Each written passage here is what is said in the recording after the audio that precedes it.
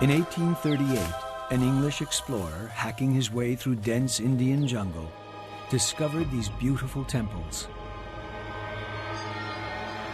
But as he got closer, he was appalled by what he found. He had discovered the lost, erotic temples of India, temples which even today are shrouded in secrecy.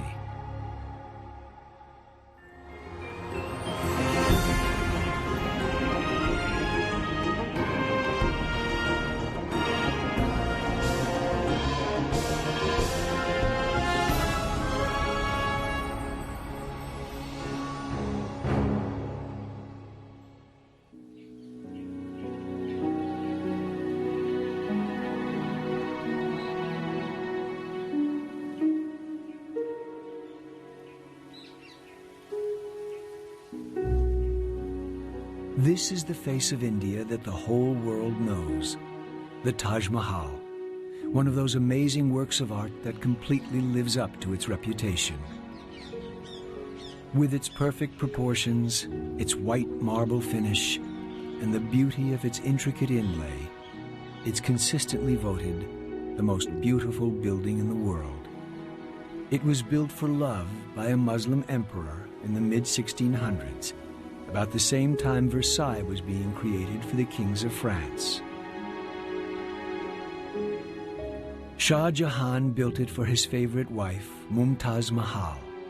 She died giving birth to their 14th child, and as she lay dying, she made Shah Jahan promise he would build her the most beautiful tomb in the world.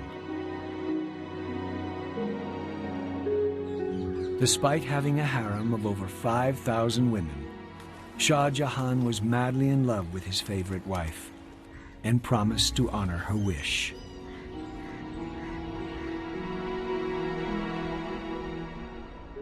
The emperor collected gems, so his craftsmen carved gemstones into flowers and shapes, carefully slicing thin sections of jade, lapis, amber, jasper, and amethyst, and then inlaying them into the white marble.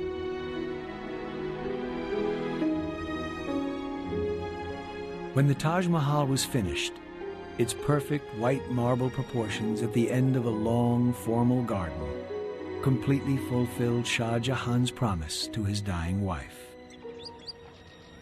When people think of India, they think of the Taj Mahal. But there is a more ancient, secret India, hidden deep in its tropical jungles, where one of the greatest building efforts in human history produced thousands of strange and mysterious temples. But today, they are lost and forgotten.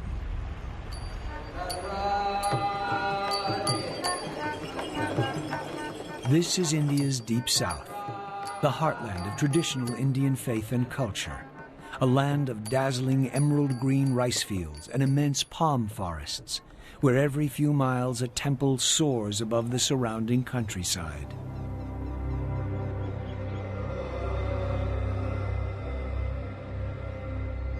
Here, over 1,000 years ago, one of the greatest kings of India, Raja the Great, embarked on one of the largest building programs in the history of mankind that still continues to this day.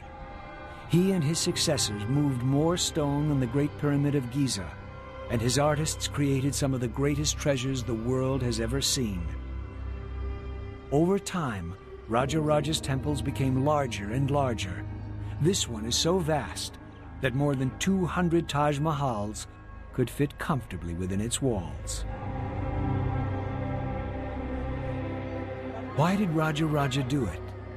Well, it was the same motive that built Europe's cathedrals and Egypt's pyramids. He was moved by the power of faith.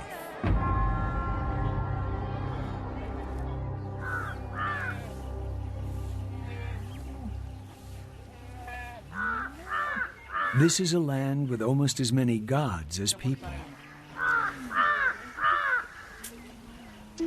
Every day at dawn, 16-year-old Kala, the eldest daughter of this family, performs the same ritual.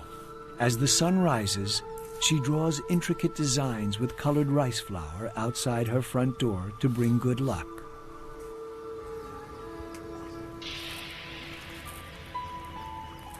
Throughout southern India, women create these unique designs called columns.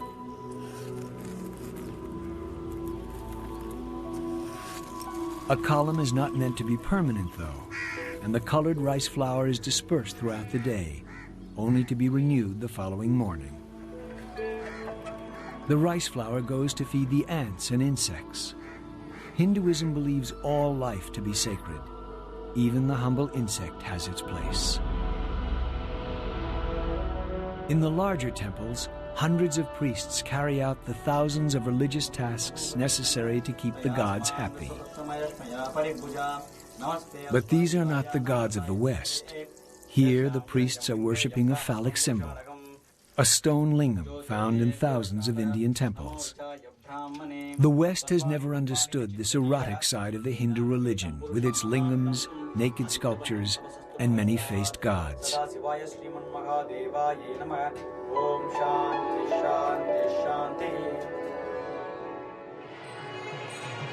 During festivals, the gods are taken from their shrines and paraded around the temple grounds. At the end of the day, their costumes are changed, and they are put to bed for a few hours' rest. Indians believe that if these rituals are performed correctly, the gods will favor the villagers, cure their ills, protect their harvests, and bless their lives. For any religion to flourish, it helps to have friends in high places. But for Hinduism, with its vast temples and thousands of priests, it is absolutely essential. So India was lucky to have in Raja Raja the greatest patron of arts in all its long history.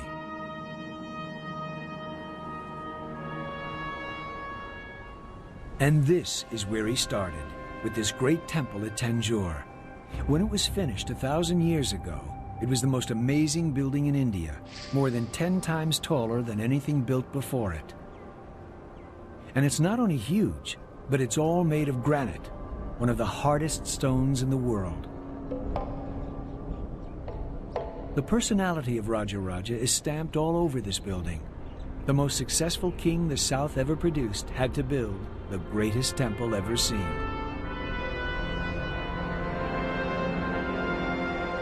The inner shrine under the large tower contains a large phallus, a lingam, 12 feet in height and 5 feet in diameter.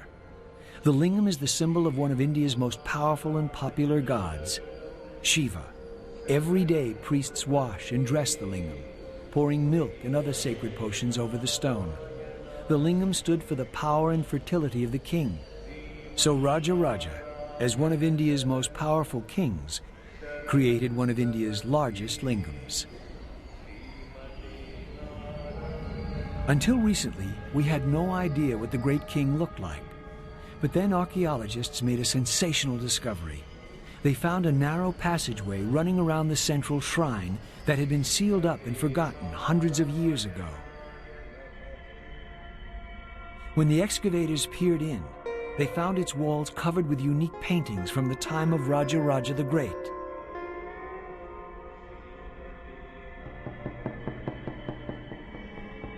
Because Raja Raja was a devotee of the god Shiva, the walls are covered with scenes of the god's exploits. But there are also wonderful painted scenes of dancing girls with beautiful eyes. But best of all, they found the only existing portrait of Raja Raja the Great, with his bearded guru. As a follower of Shiva, Raja Raja's hair is piled up in dreadlocks, making him look like a Jamaican Rastafarian. He is standing behind and gazing respectfully at his guru, as well he might. For it was his spiritual advisor who was the force behind Raja Raja's insatiable appetite for building. And to build on this scale, you needed money. And the easiest way to gain wealth in ancient India, as in most places, was to grab it from your weaker neighbors. Helping Raja Raja was India's unique war machine, the elephant.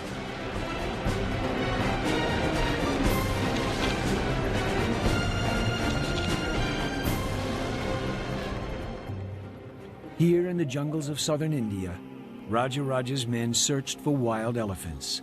Docile animals born of tame parents were not good war elephants. Raja wanted only the biggest, fiercest, and fittest tusker males for his military machine.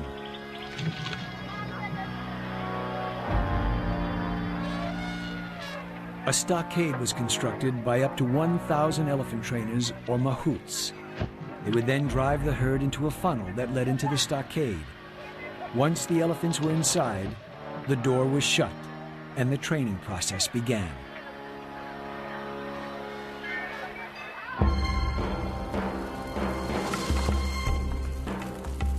As recently as the 1960s, great elephants were taken from these foothills, using the same methods as in Raja's day.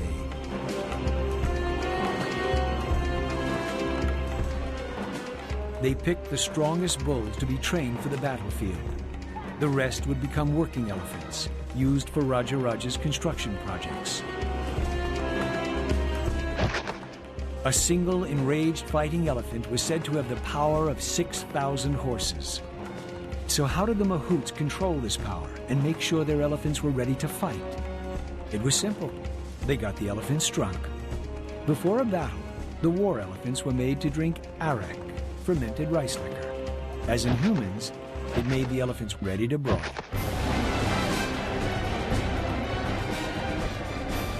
They could literally slice their way through the opposition with razor-sharp blades attached to their trunks. From atop the elephants, spear throwers, archers, generals, and even the king would rain death around the heads of the enemy. But how do you take a wild elephant and make it into a fighting machine?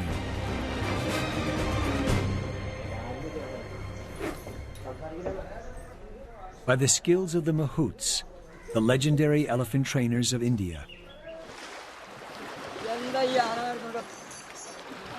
Mahouts have a very close relationship with the elephants they train and have a deep understanding of the animal's nature. As young boys, mahouts begin to learn the ancient traditions and secrets that will enable them to communicate with elephants by using gentle pressure of their feet and by the sound of their voice.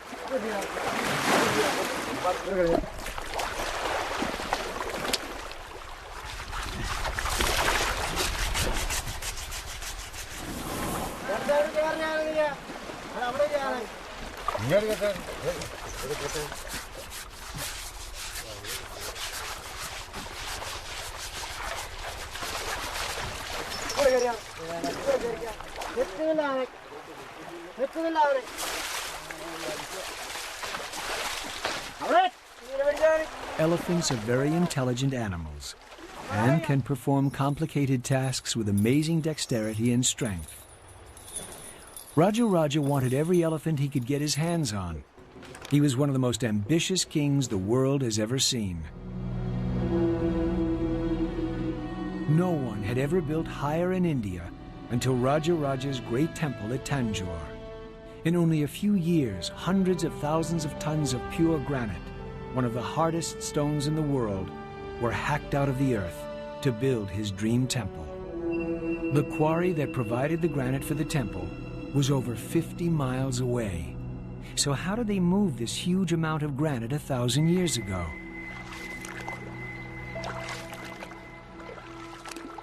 They used these ancient boats whose design has not changed over the centuries.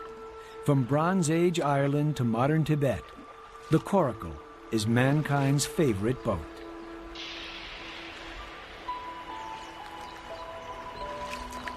All you need is some flexible wood and animal hides. In some parts of India, the coracle is still used to ferry people and their possessions, goats, and the occasional motorbike across rivers. But a coracle could only move blocks weighing a few tons, sufficient for much of Tanjore, but no use at all for this, the huge capstone on top of the temple. It consists of two massive blocks of granite, each weighing 40 tons. How on earth did you get a 40-ton block of granite hundreds of feet in the air in 1010 AD? It's a mystery that has baffled historians for years.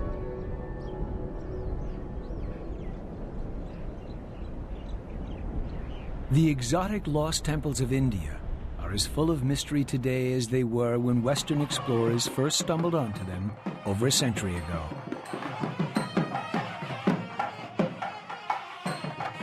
Someone who has given considerable thought to the mystery of how ancient Indians raised massive blocks of granite to the tops of temples is the present Prince of Tanjore.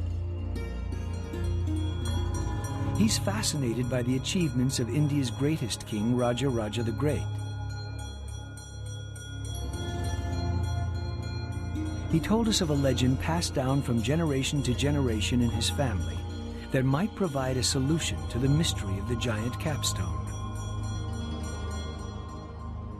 He directed us to the area of the town where family tradition spoke of the remains of an ancient ramp.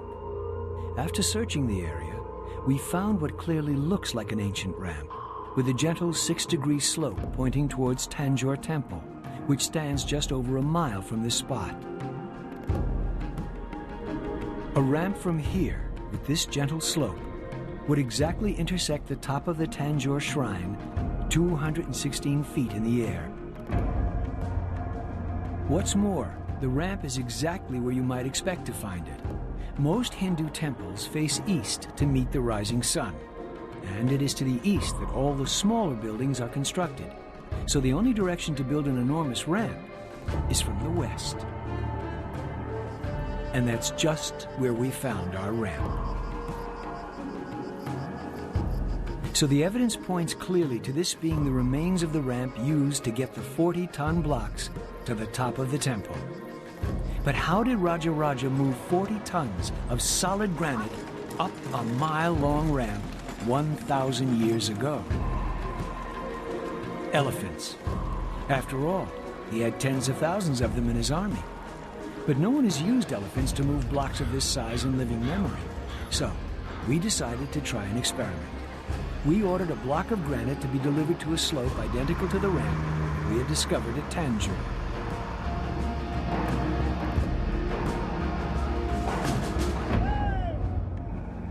The block only weighed 25 tons, not 40, because that is the maximum weight you're allowed to transport on Indian roads.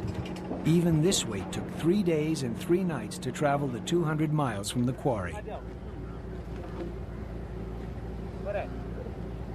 We prepared several wooden rollers, then brought in the powerhouse of ancient India, the elephant.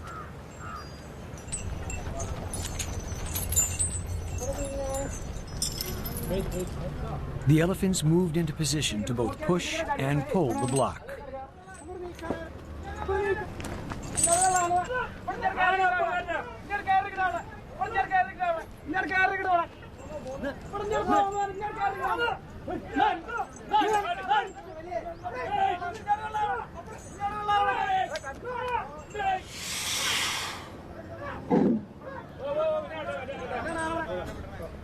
But despite all their efforts, it didn't budge.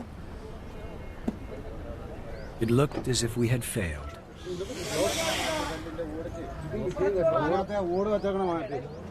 But one of the men who was handling the elephants noticed that one of the logs wasn't completely round.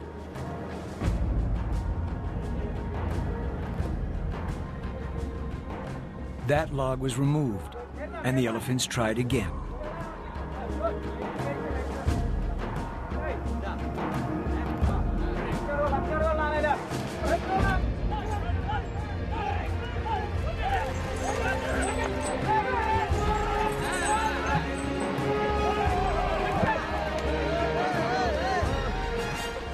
Success.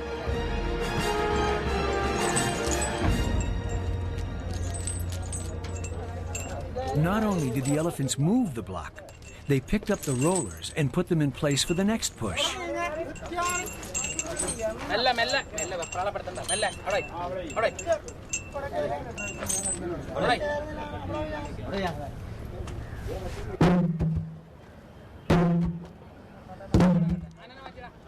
Our experiment showed how it was possible for Raja and his architects to move giant stones to the summit of his temple.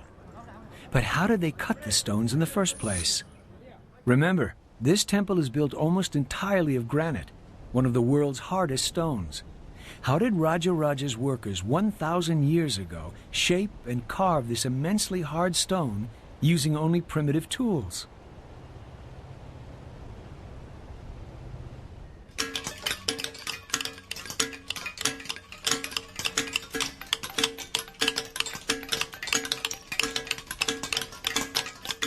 The main business of this resort town just south of Madras is sculpting granite. This statue of Hanuman, the monkey god, will take a sculptor and his team of 10 men more than 6 months to complete. These sculptors have the benefit of steel tools.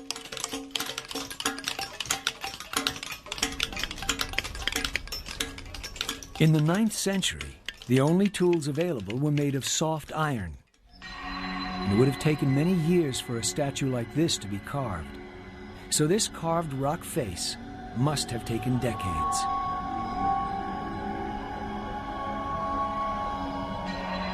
Known locally as Arjuna's penance, this granite carving tells a universal story.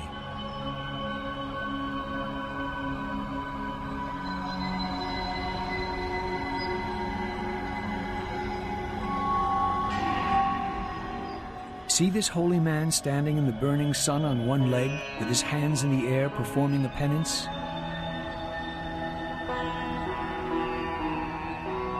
The artists clearly had a sense of humor, though.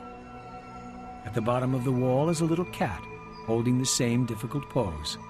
Some mice, impressed by his piety, have come to worship him as a saint. One even has his paws clasped in prayer. Every Indian knows what happens next.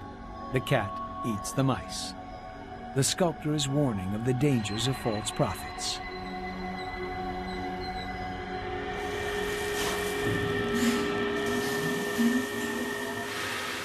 Iron tools might have been fine for sculpting, but how did these ancient craftsmen quarry the hardest stone in the world? Today, even a diamond-tipped circular saw and countless gallons of water will take hours to cut through this block of granite. Looking around, you can see clues to how this would have been done 1,000 years ago. Once he had decided which segment of stone he wanted to quarry, the stonemason used a small iron chisel to hollow out rows of little pockets in the granite. Then he hammered wooden blocks firmly into the holes and poured water over them. The wood would then slowly swell until the granite split. That's how Raja quarried stone for his temples.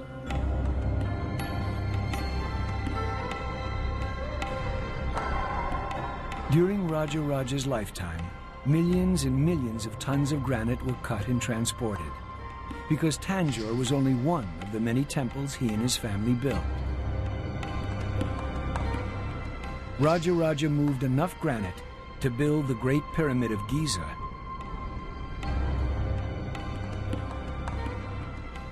What was the driving force behind this building frenzy?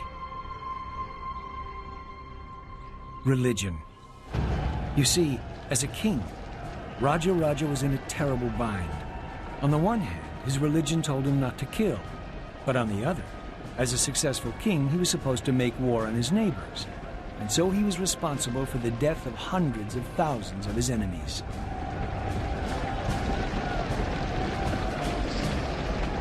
He firmly believed in reincarnation, and that his actions in this life would determine his luck in the next life. So given the blood on his hands, he might come back as a worm, or even worse. That's why in the painting of Raja in the secret passage of the great temple at Tanjore, the greatest warrior that India ever produced is shown paying respect to his elderly guru. The holy man held the key to Raja's salvation. He knew that Raja had to build more temples in order to ensure a good reincarnation. So the man responsible for the spiritual health of the king was painted in front of the great Raja.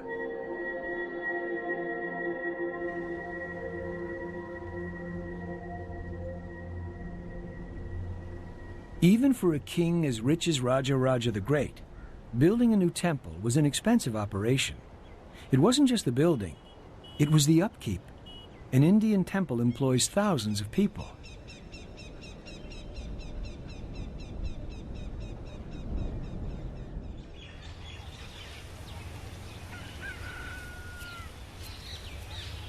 For centuries, here at Sri Rangam Temple, men have been selected from special families to pick and prepare the garlands of flowers for the gods of the temple.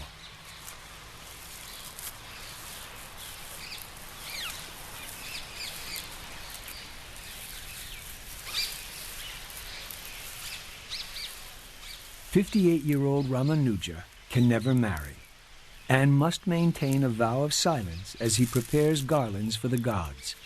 Every day he rises before dawn to start picking the many sacred flowers. String is strictly forbidden, so he uses fiber from dried banana trees to tie the garlands together. Up to 40 garlands a day for 20 gods and saints are produced in this little room, which no one except Ramanuja and the other garland makers can enter.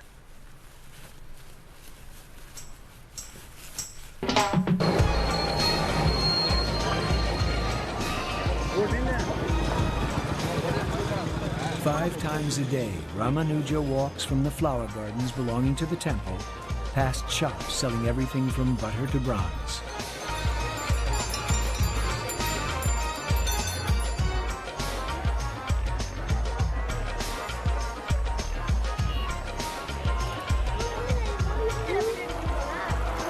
It's a huge, bustling city of 50,000 people, and all of them depend on the temple for their livelihood. Ramanuja is part of a team of several hundred people who maintain the temple and its rituals. And in Rajaraja's day, the king paid for the whole thing.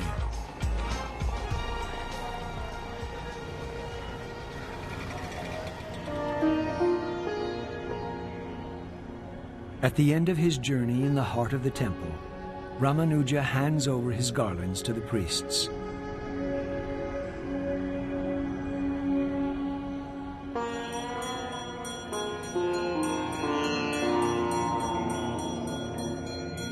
So that the many gods of India can be properly cared for.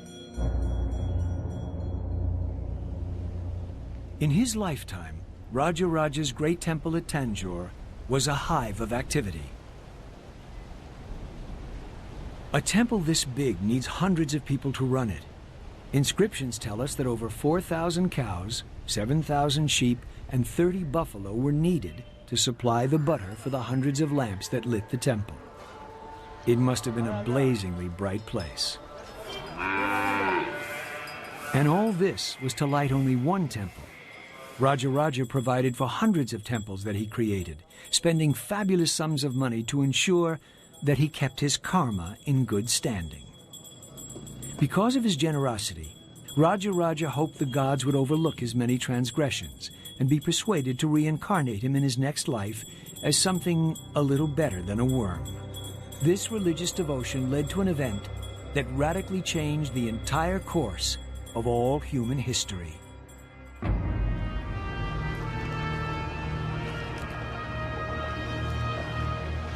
One of the best-kept secrets of the lost temples of India is that Indian kings like Rajaraja were as important to world civilization as the ancient Greeks. Indian traders rode the monsoon winds to Southeast Asia and beyond, bringing their gods, art, and architecture.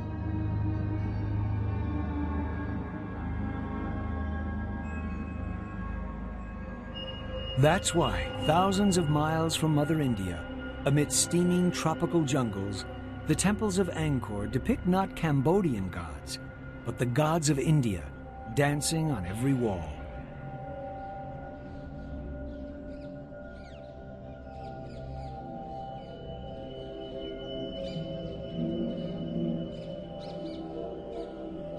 Not only did the traders bring new religions to distant parts of Asia, they also carried with them some of the greatest art ever created, the incomparable religious art of India.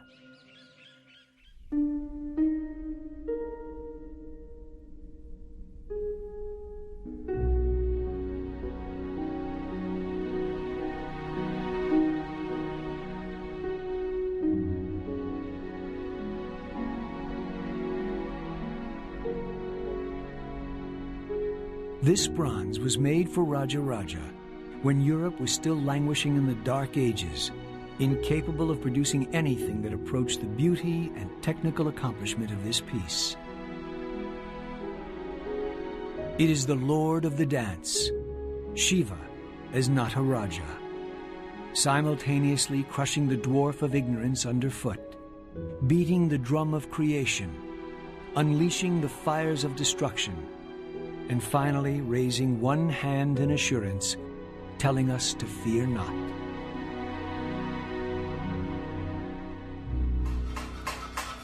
Near Tanjore, artists still create bronzes in exactly the same way as they did in the time of Raja Raja the Great.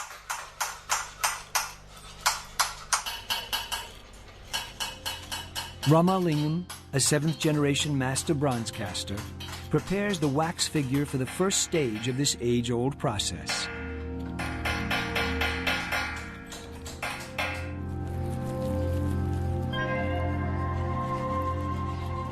After the figure has been shaped in wax by the master, mud from the banks of the sacred Kaveri River is packed around it.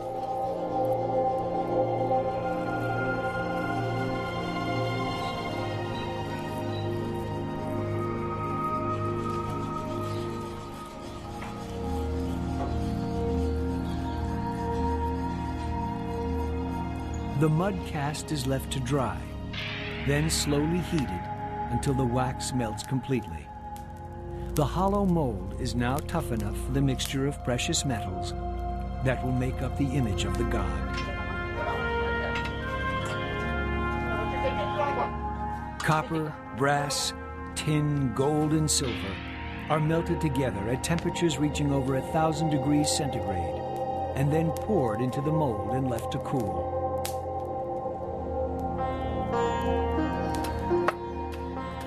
Once cool, the mold is broken, revealing the icon that is then given finishing touches by Ramalingam's assistants.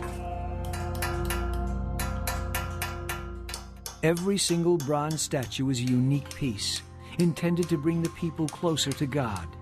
Ramalingam says, the beauty of the classic bronzes of Raja Raja's time is because of their liberal use of gold. Nowadays, the temples that commission bronzes have much smaller budgets.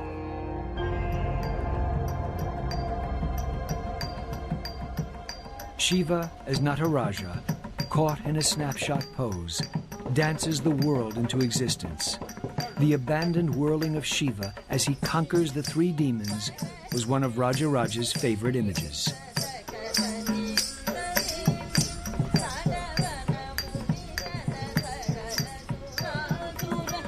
A temple without dancers would have been like a football team without cheerleaders. The whirling of the finest temple dancers, or Devadasis, accompanied worship. Without dancers, the god could not be expected to perform its role as the giver of blessings and the protector of the temple.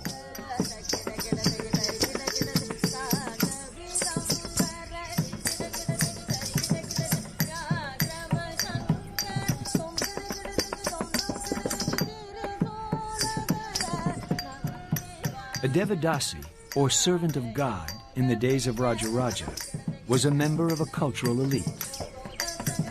These beautiful women could dance, sing, act, compose poetry, and paint. In his many temples, Raja Raja supported tens of thousands of these brilliant women. But no golden age lasts forever. A new threat from the north, invading Muslim armies, brought an end to his dynasty.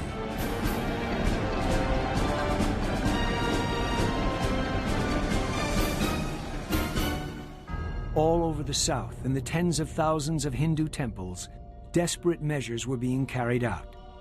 These Muslim invaders didn't just rob the rich and depart. They destroyed every Hindu image they could find, and if they couldn't destroy it, they defaced it.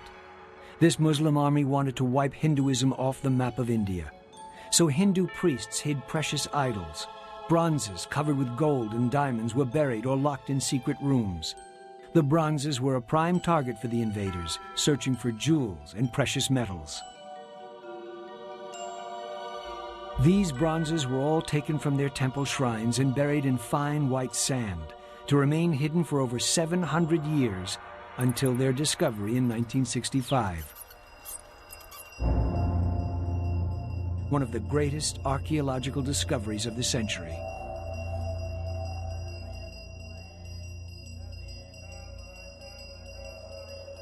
This room, hidden in the recesses of one of Tanjure's smaller and more obscure temples, was full of stone idols collected from other temples and stored here. The room was then sealed and forgotten. When it was rediscovered hundreds of years later, no one knew which idol belonged where, so they have stayed here ever since. The Muslim invaders never managed to suppress the Hindu religion, only loot its treasures. Southern India shrugged off the Muslim invasion and rose again to yet more splendid heights.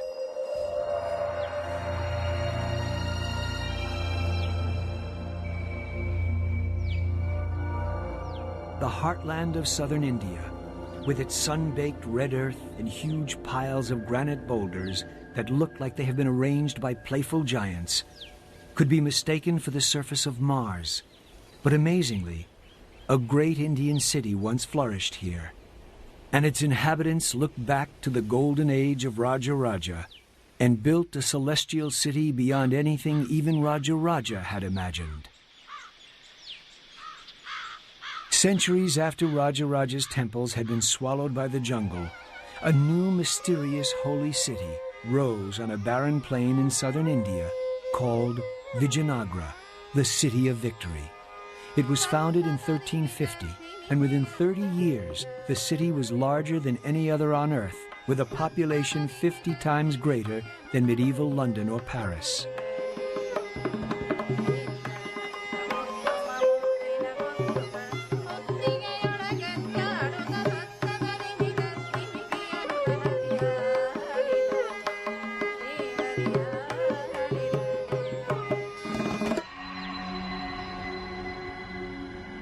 It arose from the chaos following Raja Raja's dynasty, and its founders were determined to carry on his tradition of art and architecture.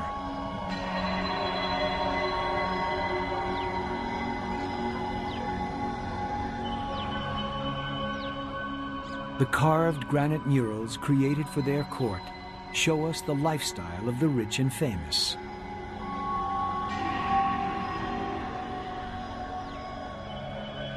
The kings liked to hunt and had their acts of bravery carved for all to see. And they also liked their dancing girls. And here, Portuguese traders with their sharp, pointy beards appeared before the clean-shaven king. These Portuguese wrote about the life of the city and the lifestyle of its king.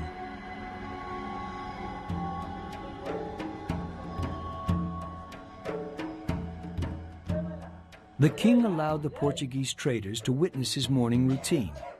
Every day he would drink a pint of oil and rub some more oil into his skin.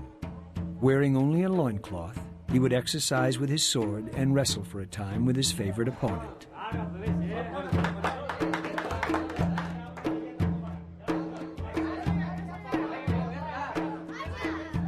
The people of Vijayanagara still carry on the tradition of wrestling.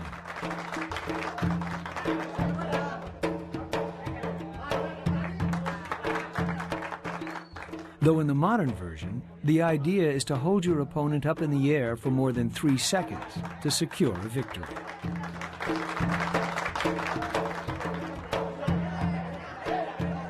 Ancient wrestling was far more brutal. The Portuguese wrote of blows so severe as to break teeth and put out eyes and disfigure faces, so much so that here and there men are carried off speechless by their friends. After he had finished this morning practice, the king would mount his horse and ride from one end of his great city to the other. It was during his reign that the empire counted all of southern India under its control and traded with both the Arabs and Portuguese. This road leading up to a great temple was said by the Portuguese to have been a broad and beautiful street full of fine houses. The houses belonged to merchants, and there you will find all sorts of rubies and diamonds and emeralds and pearls. Every evening, there is a fair where they sell horses, citrons, limes, oranges, and grapes. You have all this in a street which leads to the palace.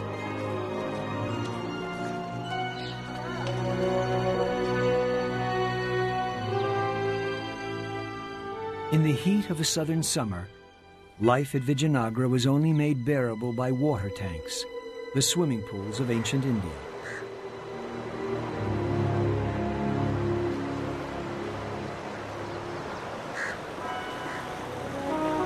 From the queens of the great courts to the peasant women in the fields, the women of southern India practice ritual bathing every day.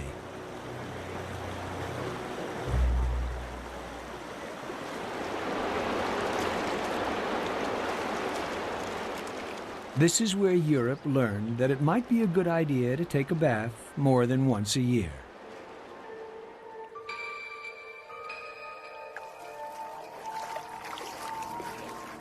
Noblemen and women, queens and their serving girls bathe within the palace walls in water brought from the river by an ingenious aqueduct system.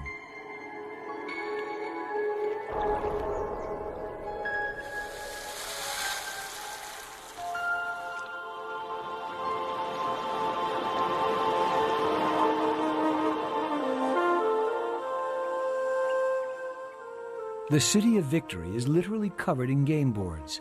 Carved everywhere on boulders, the floors of temples and palaces, are dozens of games. So it's not surprising that chess was invented in India.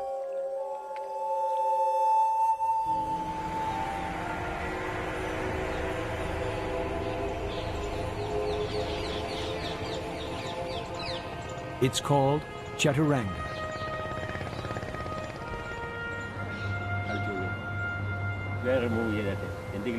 This is the game that the kings of Vijayanagara played to sharpen up their battlefield skills.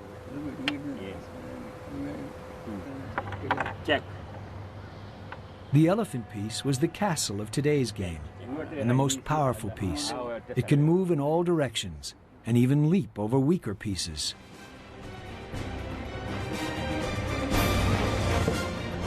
This power reflected the unstoppable nature of the elephant, whose fearsome presence decided the outcome of the battles of Imperial India.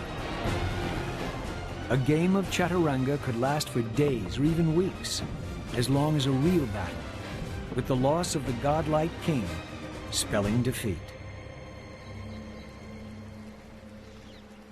After 200 years, the impregnable city of Victory fell to the Muslim invaders from the north.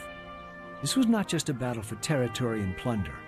It was a battle for supremacy between the Muslims' one god, Allah, and the Hindus' hundreds of gods.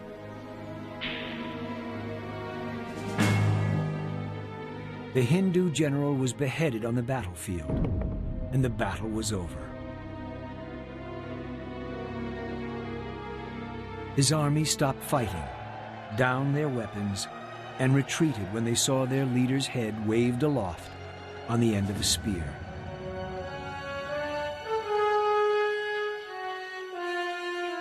The city was literally torn apart. To this day, it has never been resettled. The city that was in its day described by a Portuguese trader as large as Rome and the best provided city in the world is now, like Pompeii, a ghost town frozen in time, lying empty and strange amidst the barren plateau, the last seat of imperial southern India, a city of ghosts.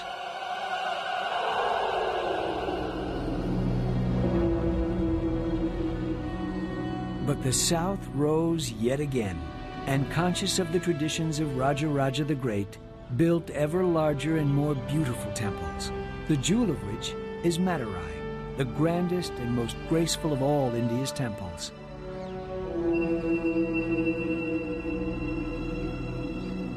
Yet for every 100 people who visit India, less than 10 journey south to gaze upon these incredible temples.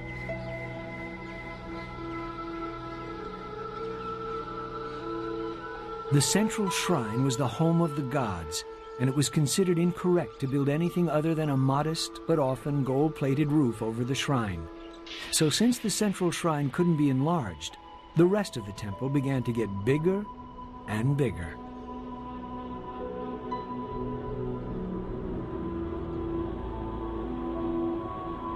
This expansion created the ornamental gateways called gopuras.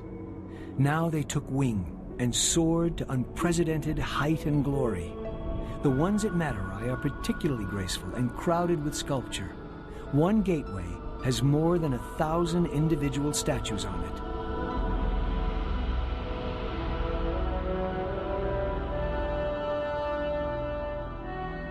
Today, the temple authorities repaint them regularly and in their original vivid colors. The result is truly out of this world. Grand as Madurai is, it is far from the biggest.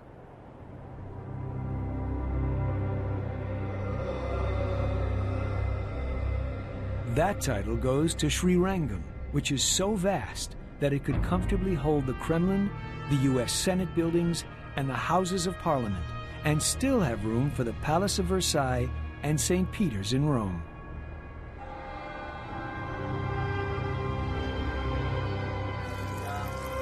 And in the temples, the ancient bronzes are still worshipped, 1,000-year-old hymns still sung, an unbroken line of cultural continuity back to Raja Raja.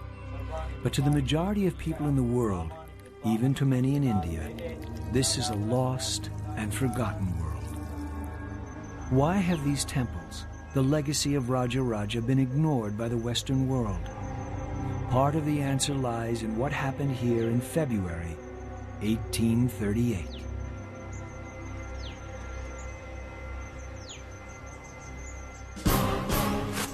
The lost temples of India were discovered in February 1838 by a British Army officer called Captain Burt. He was told of the wonders to be seen in a place called Khajuraho, deserted for hundreds of years and covered by a thick canopy of trees. The trouble started when he came close enough to see what was on the walls. I found the ruins most beautifully and exquisitely carved. But some of the sculptures were extremely indecent. The religion of the ancient Hindu could not have been very chaste. The temple walls are covered with scenes of group sex, aroused males and eager females. It is not exactly what the average Christian expects to find on the walls of a house of worship. In the Hindu religion, however, things were very different. One of the many goals in Hinduism was the pursuit of love, and they saw nothing wrong with portraying the pursuit of sexual love on their temple walls.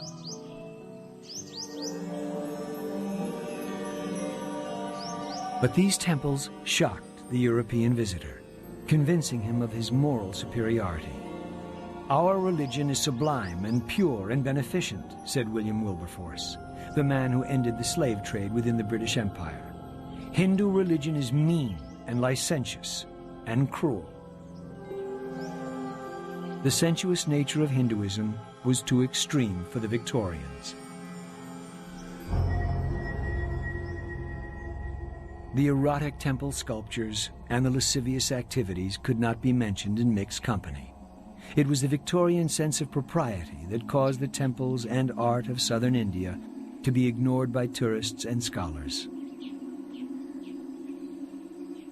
A world that matched the Greeks in culture and the ancient Egyptians in building slipped back into the jungle, a lost world.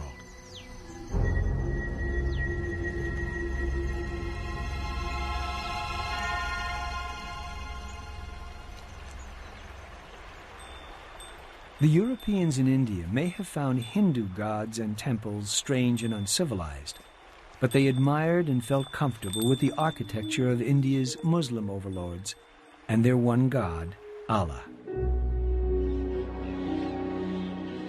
No many-armed monstrous idols here, no highly erotic sculpture, no dark sanctuaries with half-naked priests worshipping phallic stones. Here was an architecture that appealed to the European mind, full of graceful Gothic arches in white marble, Here they found buildings that matched their idea of what the mysterious East should be like. So it is the northern Indian monuments that most tourists visit. The Hindu South is still firmly off the travel plans of most visitors to India. Despite its contribution to Indian and world civilization, the legacy of Raja Raja the Great has been ignored.